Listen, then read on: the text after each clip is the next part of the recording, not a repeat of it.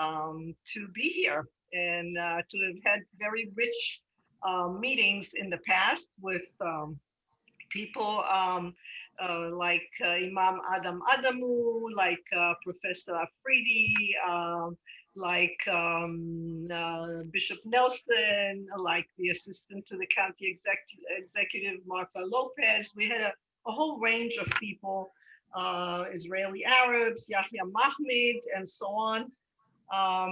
And our mission is, I wanted to just, put it out there, is to learn and establish connections with other religious and ethnic groups in Westchester, to develop positive and constructive relationships built on mutual understanding in order to facilitate collaboration on issues facing all groups. Every year, we co-sponsor the annual Thanksgiving Diversity Breakfast, which we were just at with AJC. It was glorious. Always is better than the previous year somehow. And the two co-chairs are with us today, and hopefully you'll introduce yourselves as such. And we really cultivate ongoing relationships with interfaith leaders and intergroup leaders.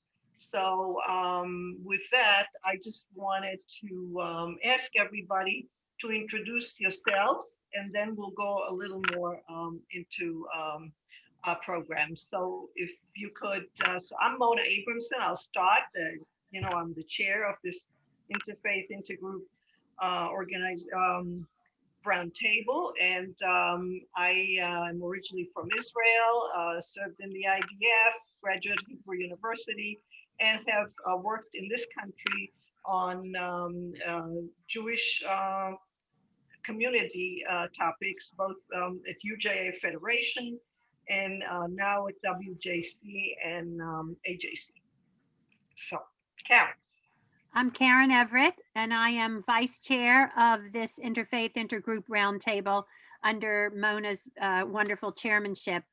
I'm new to the Westchester Jewish Council board, but not to the council. I've been active in the council for many, many years and very proud to have joined this year as a board member. I have a marketing consulting firm with a partner, and we do strategic planning, strategic branding, messaging, all kinds of communications, vehicles, websites, etc. for clients. I'm pleased to say internationally around the world. We have one of our major clients is an Israeli organization. We bring their message to the North American audience. We've recently been brought on as thought leadership content providers for an international association based out of Poland. So it's a very exciting time. And Zoom has opened us to many other possibilities beyond New York. I was raised in Atlanta, Georgia, as a Reform Jewish person, but married a conservative Jewish person, which from my background was considered an intermarriage. But anyway, married with 3 children, living here in Westchester County, New York, and pleased to be here. Looking forward to the conversation. Thank you, Karen. Naomi, and everybody, just a couple of sentences so we get Naomi. Naomi Marrow. I'm on the board with Mona of AJC Westchester Fairfield and doing work on a couple of those committees. But I'll leave it to Cheryl and Nancy to talk about the major initiative right now. Thank you. Jennifer. Hi, everyone. I know many of you. Jen Sokol, and I am a current board member of the council, have been for the past several years, proudly. I'm also a board member with Bet Torah, my home synagogue in Mount Kisco. And I was previously the social action chair there, in which we were very closely involved with interfaith and intergroup relationships, and have continued to stay involved in that work. And I'm currently chairing lifelong learning with Bet Torah, and I definitely see that the two very much overlap. So very happy to still be here on the table. I have a professional background in marketing and communications, and have had several years of Jewish communal work. So happy to also be around the table for intergroup work. Thank you so much. Elliot Forsheimer. Hi, everybody. So nice to be here. I have the honor of being the CEO of the Jewish Council, and this roundtable, our work with other ethnic and faith-based groups is really important. Got to thank Mona as chair, Karen as the co-chair, and Pam Goldstein for staffing this so wonderfully. Thank you all for being here. Thank you. Thank you. And I forgot, I really meant to say thank you, Pam Goldstein, for being there all the time and having our back, having up front, providing everything that I asked for, and just being a terrific organizer. So thank you, thank you. It is my pleasure. Thank you, everybody, for being here. Thank you, Pam. Sumit, would you like to introduce yourself? Here's one of our friends and the one who made the contact with us from the HSS organization. Go ahead. Yes, sure. First of all, I want to thank you all for having us here today. Very excited. I represent Hindu Swayamsevak Sangha, that is HSS. I am a state coordinator for New York State. I am a professional in software engineering, and I live in Westchester myself. Recently moved here, actually. Yes, and we made initial contact with Mona, Pam, and Karen, and they were kind enough to invite us to this interfaith roundtable. Thank you. Thank you. Welcome. And Mara, certainly you'll be part of the conversation. Thank you. And Roland, unmute yourself, please. Hi, so I'm Anne Roulette, and I am soon to be co-president of Sinai Free Synagogue in Mount Vernon with Elizabeth Spiro, who is forever president, but Right. hoping someday to have another co. And I just want to thank you for doing these. I've come to these over the years, and they're always fabulous. So thank you so much. Thank you. Thank you, Anne, for being with us and being a great part of it. Thank you. Nancy Fried-Tanzer, unmute. Hi, everyone. I'm Nancy Fried-Tanzer. Cheryl Sachs and I are the co-chairs for AJC Fairfield Westchester, AJC's Interreligious and Intergroup Committee. I have a long name and I have there's a lot of information there. We work together to bring a lot of different programs in Westchester and Fairfield counties. I live in Katona. I also belong to Bet Torah Conservative Synagogue along with Jen Sokol. And my background is in healthy aging and Jewish family education. Thank you so much. Thank you. Nicole, unmute yourself, please. Everybody unmute yourselves before you speak. Hi, everyone.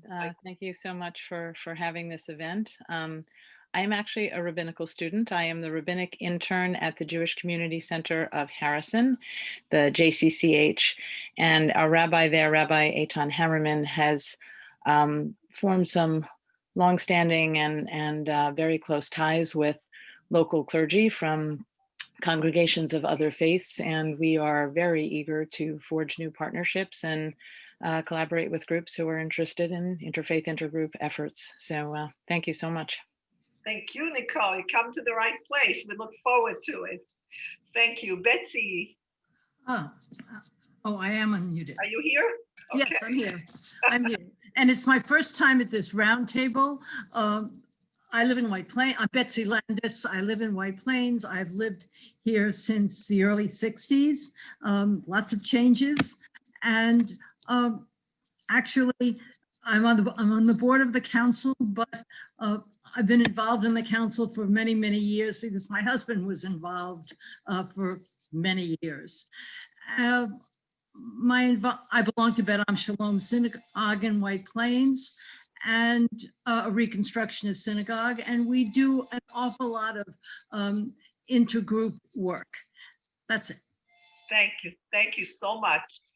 Sarvesh, unmute yourself, please. Namaste and good evening to everyone. I'm so glad to be here.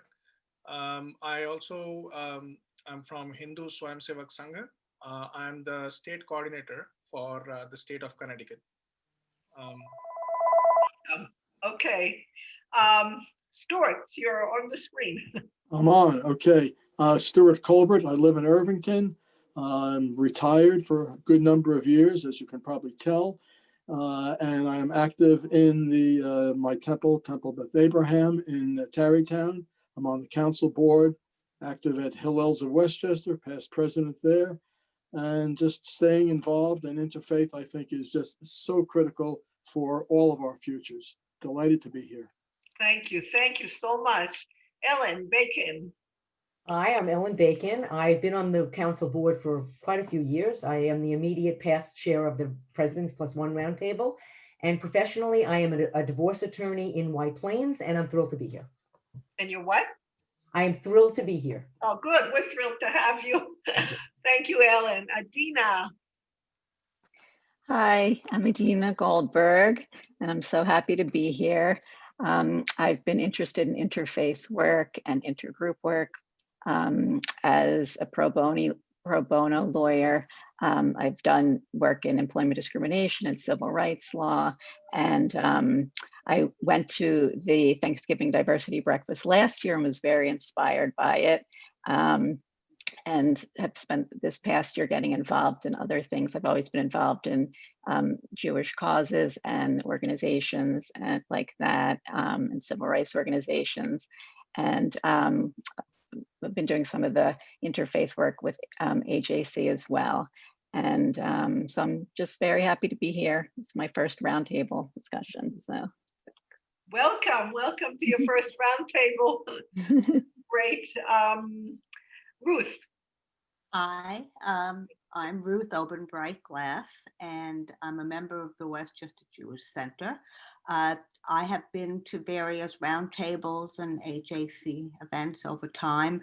I'm very active in our SOJAC group, which is Social Justice Action Committee.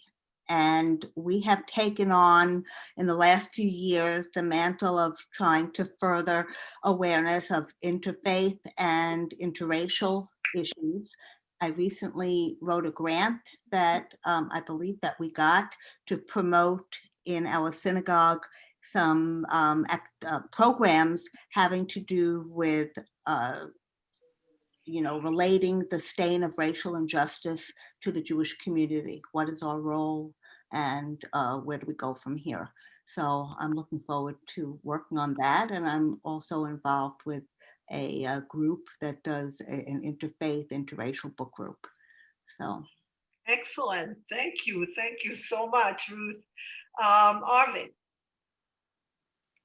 unmute yourself. Hi, my name is Arvind Dubey. I am the Community Outreach Coordinator for HSS. I live in the White Plains, and I'm an IT consultant. And thank you for conducting this roundtable. Very excited to be here. Well, we're happy to have you. Thank you. Thank you so much. Deborah. Hi, I'm Deborah Marr. I've been a participant in this roundtable for quite a while, and thank you for moving it to Zoom. Hopefully we don't have to stay here for too long. Right. Been involved for many years with the Coalition for Mutual Respect in New Rochelle with Mona on the steering committee, which has now just recently merged with the Interreligious Coalition of New Rochelle. It was the Interreligious Council, and they took on the coalition name from our group. And I'm now vice president there and a member of Temple Israel of New Rochelle for many years, and happy to be here. Thank you. We're delighted to have you. Thank you so much. You do so much in the community. Rabbi Shoshana. Hi, everybody. I'm in my sanctuary in my car, and I'm not driving. Kids inside, Hanukkah presents, not a good combination to try to be in a meeting. So I'm serve as rabbi of Hebrew Congregation of Somers. I'm in my second year there. In previous congregations, I've done a lot of interfaith work, and I'm just getting started, I would say here. I've been involved with Yorktown Interfaith Council for a while now, and also getting involved with the Garden of Hope project, which is currently a piece of land in Yorktown given by the city or the town, I guess, to be developed by the Garden of Hope project. And it's a way of I won't take too much time now, but I'd love to share about it later. I'm also doing anti-racism work with my congregation. Thank you so much for inviting me. I'm excited to be part of this. We're excited to have you and thank you and good luck with your new project. Walter, right.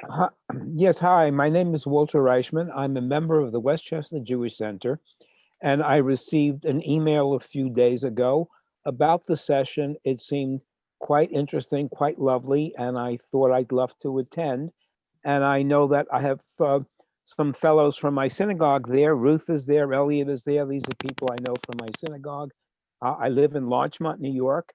I am a retired academic, and I'm also an organizational psychologist working with a consulting firm, and I've lived in Westchester a number of years. As you started the meeting, I recall that a good number of years ago, I don't know how many years ago, I was invited to a Thanksgiving breakfast and was totally impressed by the event and all the magnificent people that were there, and thought I ought to get involved, but never did. So there you are. So welcome now.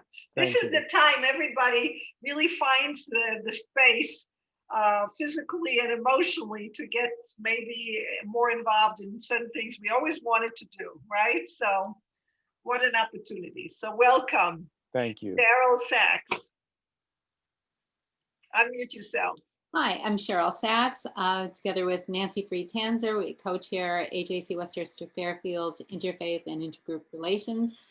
I'm delighted to be here. I think I know many of you. So great, thank you for having me. Well, thank you, Cheryl. You've done great interfaith work too. So anybody else that I haven't called, because I think I covered everybody.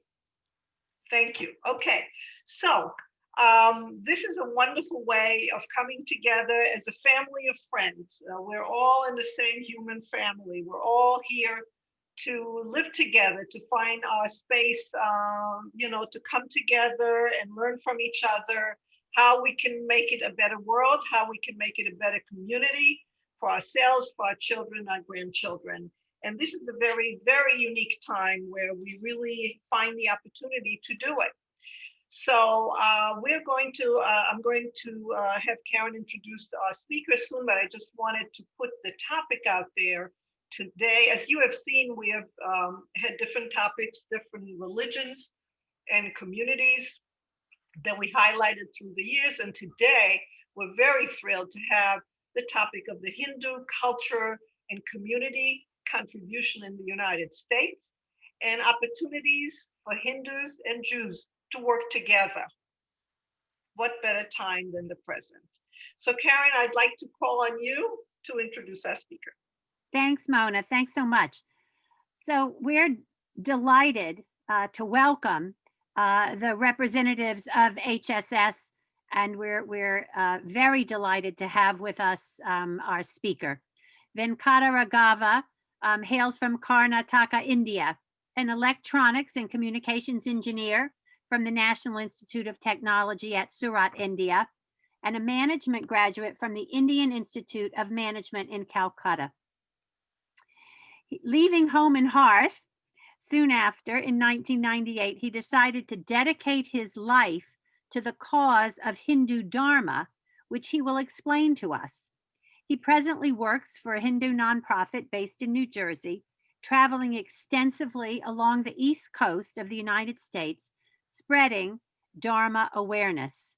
I just want to personally say that this is my first Interfaith Intergroup Roundtable, and I couldn't think of a better topic. I'm thrilled that Mona had made the connection and brought this, because the Hindu religion is a major world religion and a major minority here in our country. And as Mona said, it is up to us to work together to better the world. So welcome, Venkata, and we look forward to hearing from you.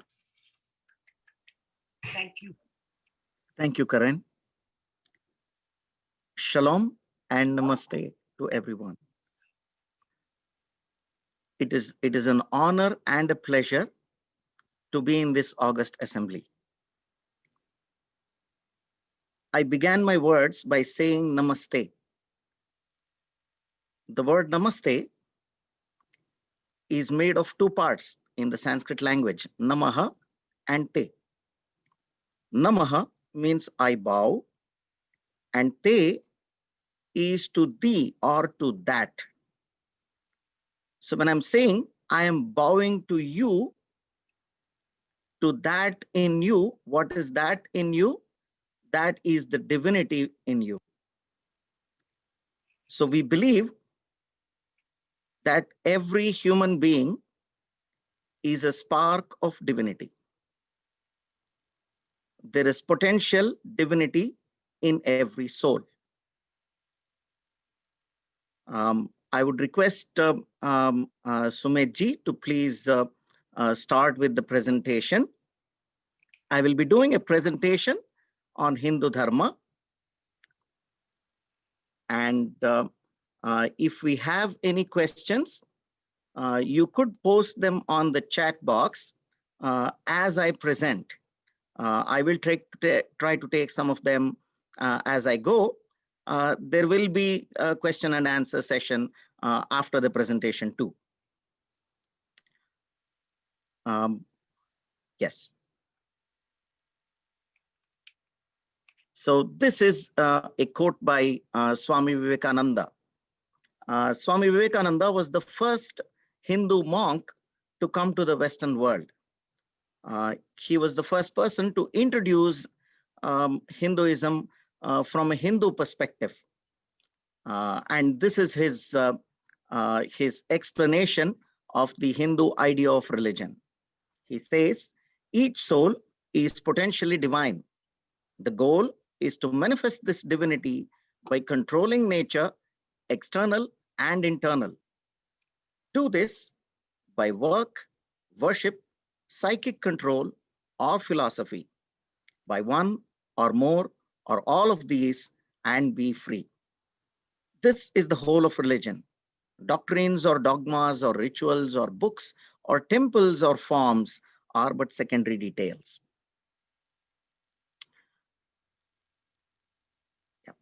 The Hindu idea of divinity is expressed by the word Satchidananda. The word Satchidananda again is in three parts: Sat, Chit, and Ananda. So it is the pursuit of divinity that every soul is after. Every soul wants to be divine, like the super soul or like God. So Sat is the pursuit of absolute truth. Chit, the pursuit of universal awareness. And Ananda, the pursuit of unblemished happiness. So these three are the divine pursuits. We shall go by each one of them in a little bit of detail. Sat, or the absolute pursuit, the pursuit of absolute truth. So we all know that truth is that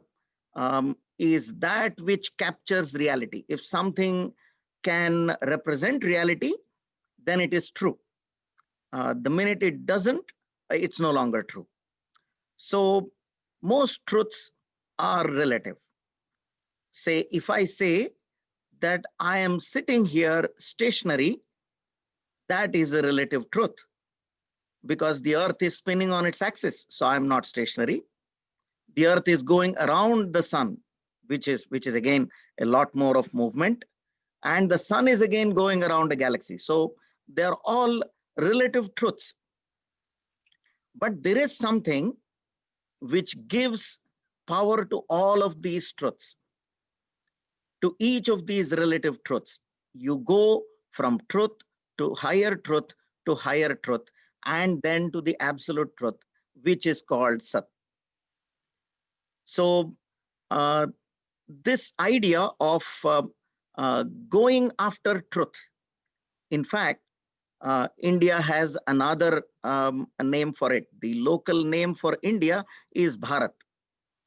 And the word Bharata means Bha is the light, is the light of enlightenment, is the light of truth. And Rata means engrossed in. So the meaning of the word Bharat would translate to a nation that is engrossed in the pursuit of truth, in the pursuit of the light. So this resulted in the development of education as a fundamental value for the Hindu society. I would go on to claim that India became a knowledge society because of that. A sense of sacredness is attached to education. It is not easy to comprehend, but there are about 30 million existing manuscripts in the Sanskrit language. That's like that's probably the largest the largest extent of ancient literature that we have in the globe.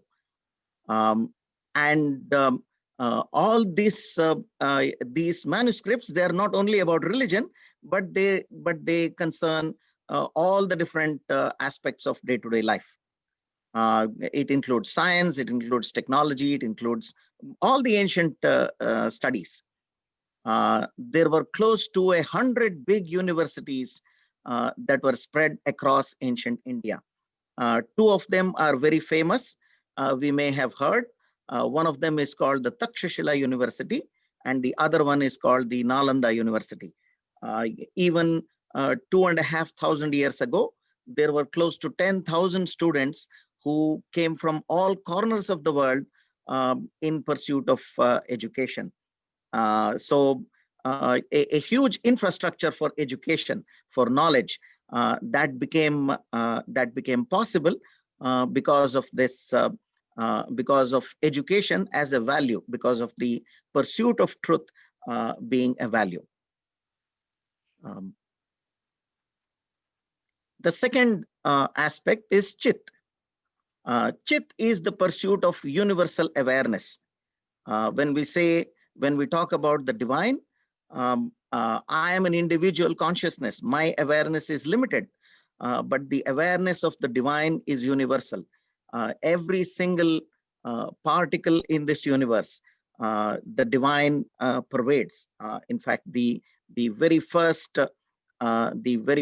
stanza of the very first Upanishad, the commentaries on the Holy Scriptures, says Ishavasya sarvam yatkincha jagatyam jagat.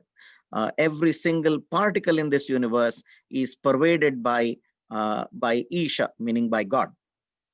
So how do I pursue the God in the form of universal awareness? So we see that material passions cloud our awareness and sensitivity of others. We are unable to be aware of others because we are so busy with ourselves. We are so busy in our own small selfish worlds. So this gave rise to the 5 yogic principles, which are called the yamas. These are these in the Yoga Sutras, they are called the permanent principles of human life. What are those 5 principles? Ahimsa, or non-violence. Non-violence implies no intent for harm. That is required for something to be considered as non-violence. Satya, Satya again is the practice of truth. Asteya, not taking away what doesn't belong to me. What is, you could say, non-stealing. Brahmacharya is continence. Continence here in the sense that we should not be slaves to our desires and passions. That is the intent. Aparigraha is non-possession, non-covetousness. So these 5 are considered the yamas, and the development of these yamas resulted in the Hindu way of life, which is very pious, a very pious and very a very content kind of a life. So this was the result of the pursuit of Chit, or universal awareness. The whole science of yoga is based on these principles, as you can see. Ananda is the pursuit of unblemished happiness. So we believe that happiness and misery is not individual. We are a web of life. We are all connected to one another. So nobody can be genuinely happy if anybody is miserable. So in the aspect of pursuit of unblemished happiness, the idea is that we have to eradicate misery, and we should not be creating misery. And for this, the most famous thing that we know of is the law of karma. The concept of the law of karma comes into being because we do not want to be creators of misery. In addition to that, there is a second concept, the concept of seva. Seva is selfless efforts to eradicate misery. This is a stanza from the Srimad Bhagavat, which is one of the most ancient and very popular Hindu scriptures. It says, "Natvaham kamaye rajyam na swargam na punarbhavam kamaye dukkhataptanam praninam artinashanam." So it says, "I desire not kingdom nor heaven nor liberation from the cycle of birth and death. My only desire is to destroy the afflictions causing suffering in every living being." The pursuit of happiness is also the pursuit of eradication of misery. And since we are a web, we are all interconnected. Misery in any place is going to reach is going to become misery in every place. So we want to destroy it wherever it exists. So and at the same time, we don't want to be creators of misery. So these are the three ideas that form the bedrock of the concept of divinity. In addition to that, there is this fourth idea of being constantly in the presence of God. We call it bhakti or devotion. The constant awareness of God, that we try to bring into practice.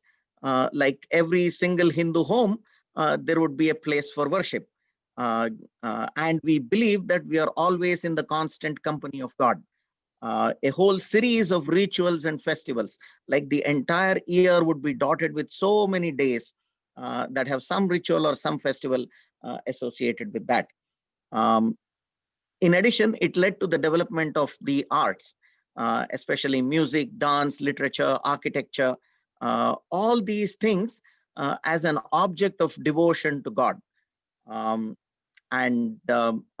The principle of bhakti or devotion is an enabler to the attainment of the divine pursuits of Satchit and Ananda.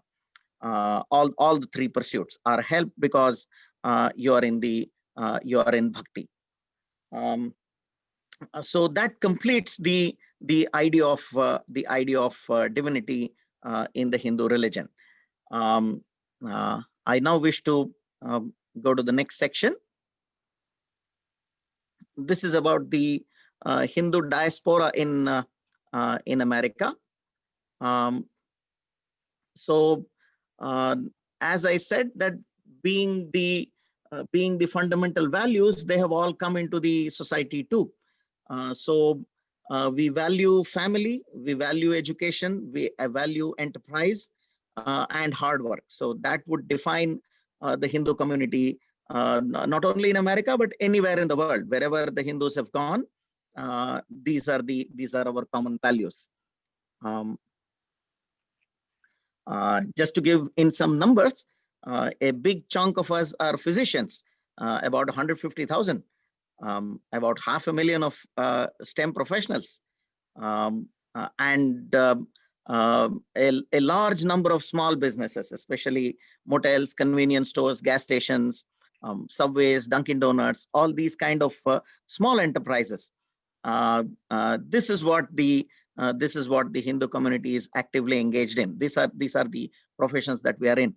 Probably just these three would account for more than 50-60% of our population in the United States. Yeah, we are a fledgling community in the United States. That's how I would like to put it. We are trying to engage with the mainstream American community, try to be of as much help and use to the average person on the street. In this endeavor, we have tried to take some baby steps. One of them was during this pandemic. In this pandemic relief effort, this is for the northeastern region. We had about 130 plus organizations, most of them small organizations, not very huge, that got into this work. And you can see some of the numbers that are there. Close to about 800 volunteers joined in, and some 130,000 money raised. So it's all small work. We try to reach out to hospitals, we try to reach out to EMS locations, some students we try to help, and so on and so forth. This is just about, this is update from May. A lot more work has happened, but at the end of the day, it is around about this kind of work that has happened during the pandemic. Recently, we celebrated the festival of Diwali, and over the last 3 years, we have been trying to do a food collection and donation drive during the Hindu festival of Diwali. This initiative started in 2018. 153 organizations are working together in about 27 states and across 202 cities all over the United States. At present, more than 100,000 pounds of food have been collected and in the process of distribution. So that's about our, community engagement. As far as the presentation goes, we complete the presentation here. What brings us here? Why do we want to connect with the Jewish community, or for that matter, with the larger American community? As I said, that we are a fledgling community. We have no experience of living as a minority anywhere in the world. It's most of us are first generation in maybe 1,000 generations. This is the first time we're ever out of our own country. So that's how new we are to this world. Secondly, especially the Jewish community, we see that just as we are complete novices, the Jewish community is the veteran of this in this way of life. How to be a minority, how to be, how to live and survive and thrive and be of use and consequence to the larger society. This is something we wish to learn from the Jewish community. We look at the Jewish community as an elder brother, as an elder sibling. Yes, and we believe, like the Jewish community, that we have to work hard. Wherever we are, we should be contributors. We are not in the in the line for any help from outside. We are not looking for help. We are looking to see how we could be of help. Yes, that's about all what I can say. There are some challenges too. Since we are the first generation, we are the first generation. We see that it is a hard job to maintain our culture, heritage, and identity in a foreign, in an alien place. In fact, it's a big culture shock in the first place. Like, I came to a foreign country for the first time when I was 40. So there is no, I have no background of being anywhere outside of India. And in all my generations, nobody ever went out of India. So not to reiterate the same thing again and again, but to say that We are looking for guidance, we are looking for help, and we are looking to help the larger community. Yeah, that's about what I wish to say at this point in time. We are open to questions. Thank you, Venkata. We appreciate, all the introduction, much to learn, very fascinating. I think I speak for everybody when I say that it's really interesting, fascinating, inspiring. We always like to learn and to see how we have values in common, because we do have values in common. And all the wish to be moral and to help the community and to study, to have education as a major value, we are there with you. And so you were right there when you said we have so much in common. Before we go forward, I just on a personal level want to say, it's personal, international, to say that our countries, the United States, India, and Israel, are really bound together in ties of friendship and cooperation, both on education and on medicine, agriculture, you name it. We're doing it together, and I'm very involved in that element. So I just wanted to say thank you, and we are looking forward to cooperating with you right here in Westchester. And so I am, this is the beginning of, a whole new friendship and discussion. So I'm looking to have questions from people and to hear you respond, and that's the beginning. We'll keep talking, right? So anybody want to have a question, or you want to go by the chat? Would you like to first respond to the chat box? I can see a few questions. One question is from Karen, and this is about how are we educating our children so that they maintain the culture and religion. Yes, I mean, we are all over the place. That's what I can say.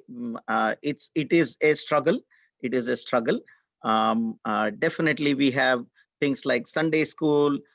We have like we as HSS, like we as an individual organization, we have our congregations. We have our own, weekly congregations. We come together almost about 225 places all over the US, where we come together as a family. The entire family gets together, and we do a lot of physical, mental, intellectual kind of activities. We try to learn and share things with each other.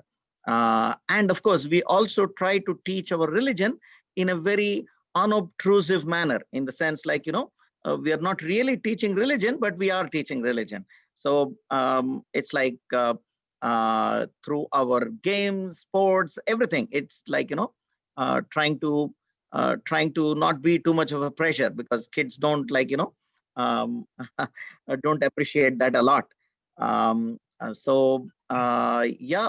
We also have our training camps, like 7-day training camps for the younger population, especially teenagers and youth. And some of these camps are run by the youth themselves. So it's a work in progress.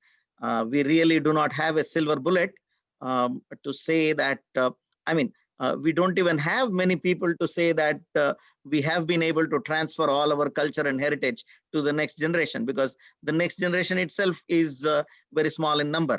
Most of the people in the United States have come post 2000, in this millennium. So maybe if we are like maybe about 2.5 million Hindus in the US, probably 1 million have come after 2000. After the year 2000. So it's a very, very young community, as you can see it. Yes, mostly it is through family activities. That is what we are. There are several temples. There are several temples that have come up.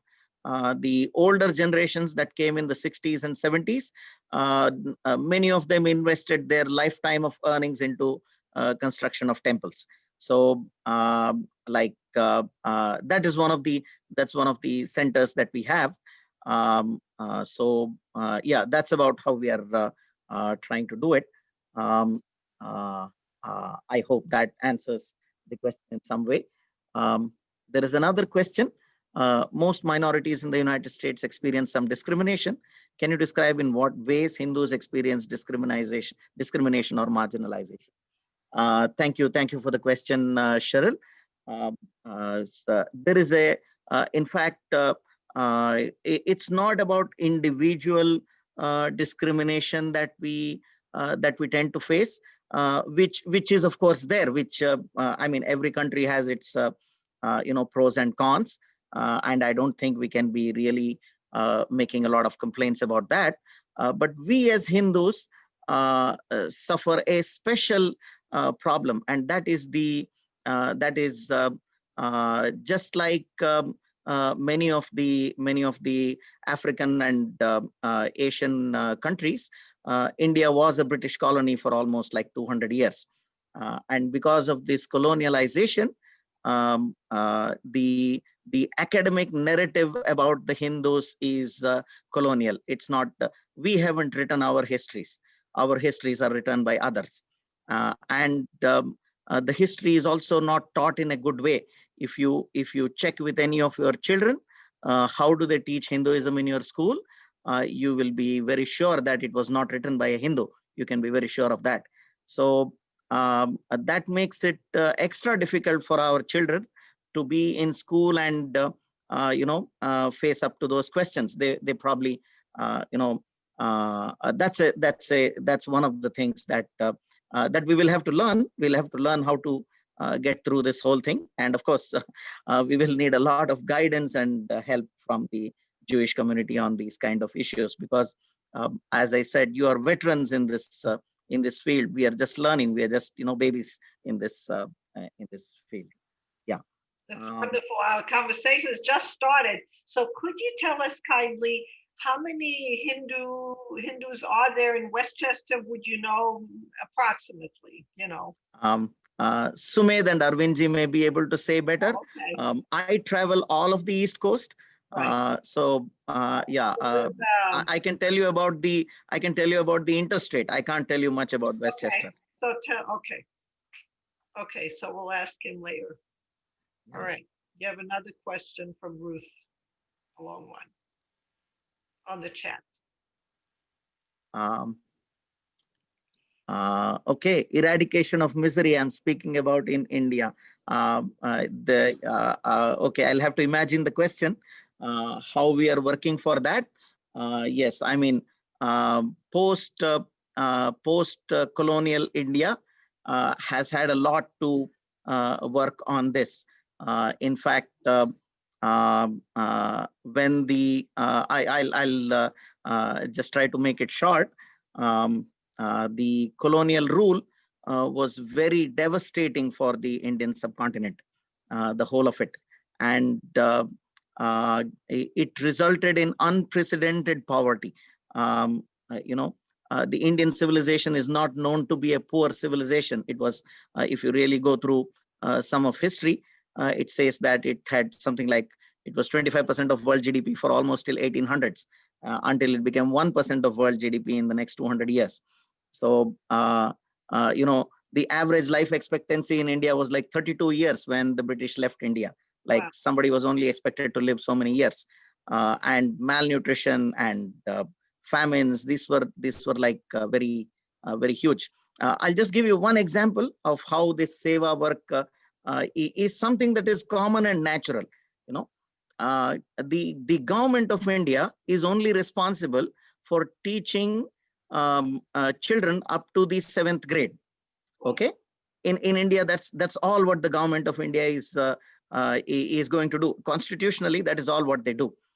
So what happened after independence is that high schools were built out of charity.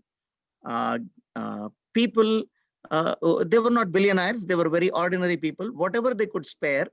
And literally every single place there were high schools that were built on charity. People donated and education was still free. So millions and millions of people became educated without any government support, and they were all poor. If I have to say, my father did his college and never paid a penny for that. It was all paid for by these charities. And all through his education, I mean, he says that those 4 years of college, the only food I had was rice and salt.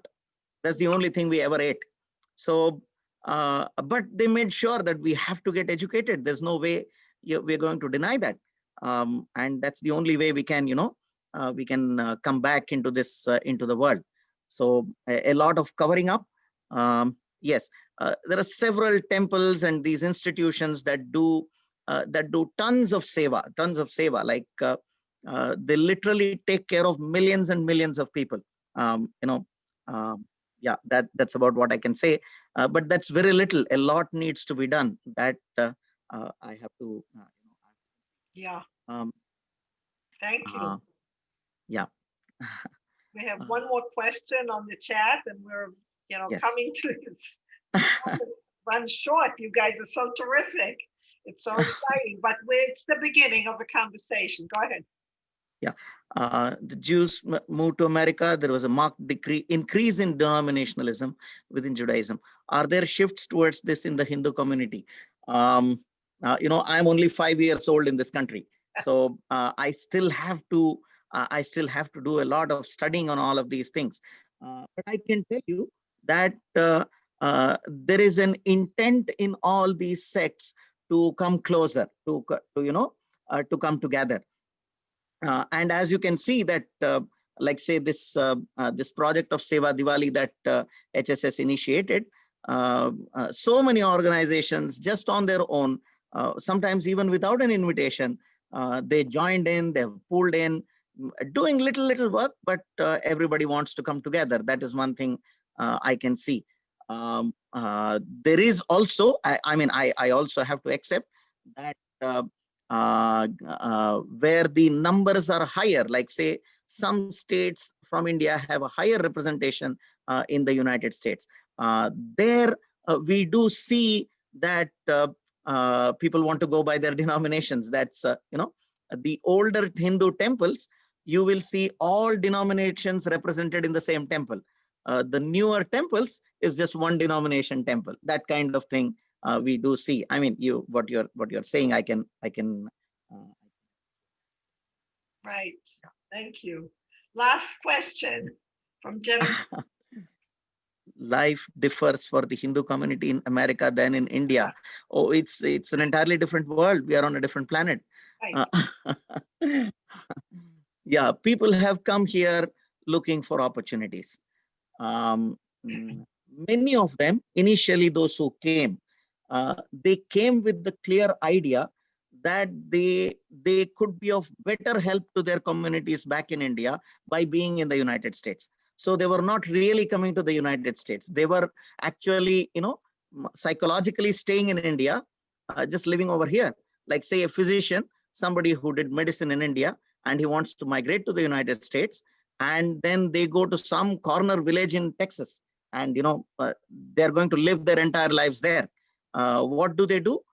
Whatever money they earn, a huge portion of it is sent back to India. So, even to this day, many families live here simply to support their larger communities back in India.